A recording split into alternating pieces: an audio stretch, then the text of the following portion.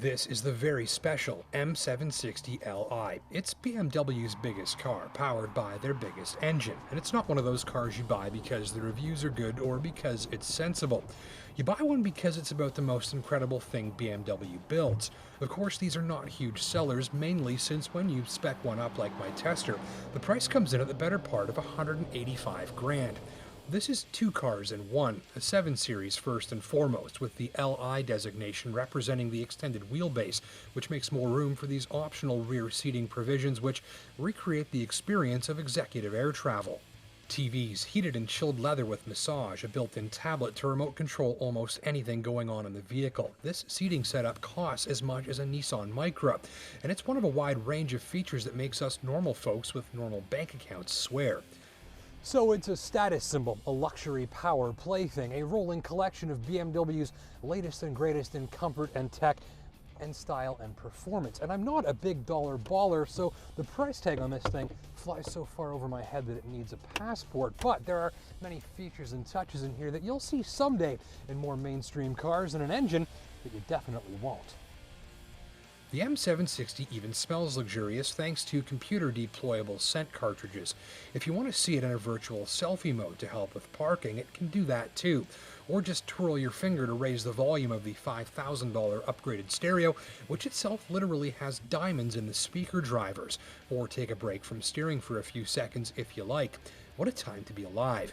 The drive? Everything. Everything is creamy smooth. The ride, the steering, the brakes, the transmission. You feel like the entire thing is made of butter.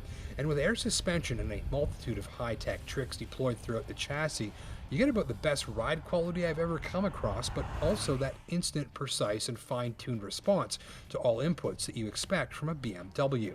Engineers have taken the ride versus handling compromise and punched it in the throat. Inside finishes, colors, textures, and interfaces are inspired by the latest in fashion, architecture, home decor, and high-end electronics. The instrument cluster is absolutely gorgeous and vivid. Unique textured touch points with embedded screens allow manipulation of the climate control.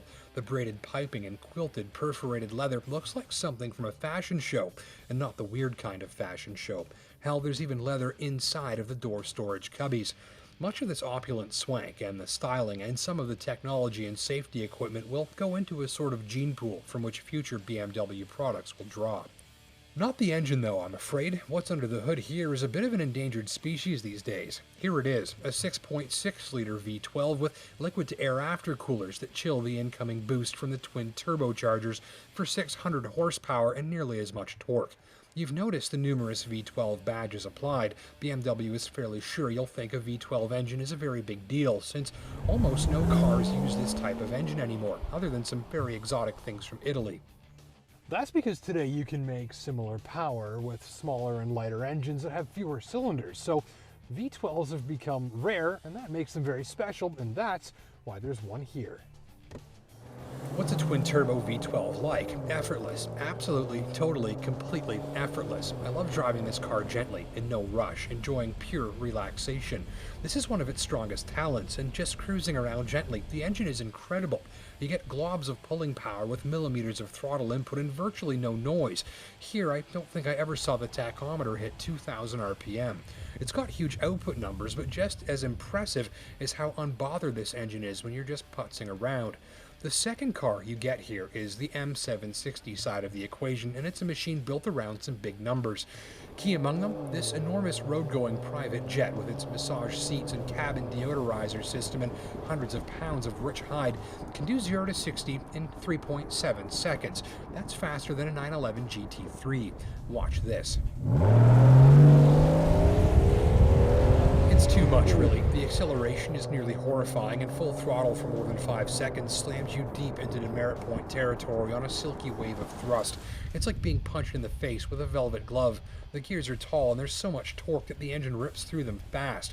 Top out third gear, and you're pretty much going to jail in any country with the speed limit, and there are 5 gears after that, so mostly you need to use the power very carefully when nobody's looking, and mostly you just enjoy the fact that it's there if you need it. Active exhaust makes the V12 about as quiet or loud as you like. In quieter modes, it sounds sort of like a V8 engine burbling away quietly in the background. In a louder mode at full rip, the soundtrack isn't unlike a small, sweet, high-revving little V8, but with a distinctive sort of fluttering wail. It's less pulsating and thudding, a little more mellow, more of a howl, more exotic, more special. It's a thrilling engine with gorgeous power, a distinctive noise, and an uncanny level of flexibility, whether you're driving it like a 7 Series or a BMW M package car, which might mean hitting the racetrack. Of course, though you probably won't, but if you do, use the sport mode, and the overwhelming sensation when you drive the pants off this machine is that it feels like a sports sedan that's half its size with a rocket thruster sticking on the back. And as is typical of BMW, the steering here is heavy, quick, and confident, and the brake feel is exemplary. Or put it back in comfort mode and you're set for a leisurely cruise. I don't know if I've ever driven a luxury performance car that does the split personality thing so well, but I know I've never driven anything with a V12 engine until this, and I know I probably never will again. It was a unique, remarkably potent, and one-of-a-kind experience, and everything about it was a little much. And if that's something you're after in a car that's equal parts a swanky flagship and fire-breathing, leather-lined cruise missile, you best call your banker and your nearest BMW dealer sooner than later. Stay in school, kids.